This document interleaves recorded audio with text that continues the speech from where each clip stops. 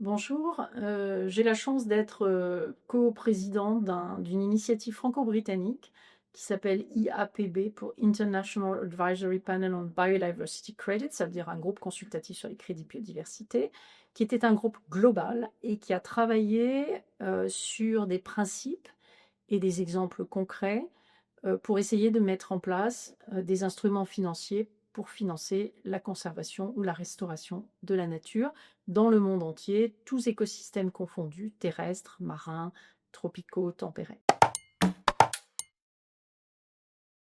Dans le travail que nous avons effectué, au sein du panel, mondial, nous sommes arrivés à la conclusion qu'il pouvait y avoir plusieurs raisons pour lesquelles des investisseurs ou des entreprises privées pouvaient chercher des instruments de restauration ou de conservation. La première, c'est un effort volontaire. Par exemple, vous êtes un groupe qui s'implante dans un pays, une boîte française qui va au Brésil et vous avez envie de contribuer à la préservation de l'environnement. C'est volontaire, mais ça n'est pas négligeable.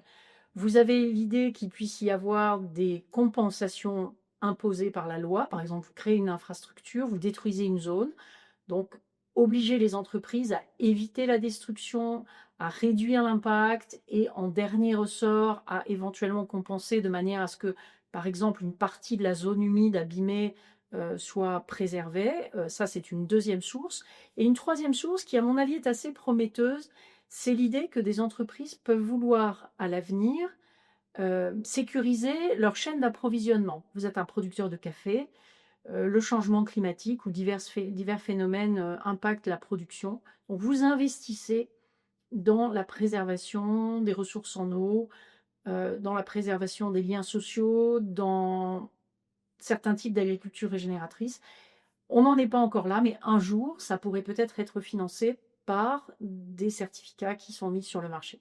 Et dernier cas d'usage possible, c'est le lien avec le carbone, puisque la nature est le meilleur puits de carbone possible. On pense souvent aux forêts, mais il y a aussi les sols, les mangroves, les océans. Et donc, quand on protège la nature, on arrive à éliminer du CO2. Et il n'y a même pas de meilleur puits de carbone que la nature pour éliminer le CO2.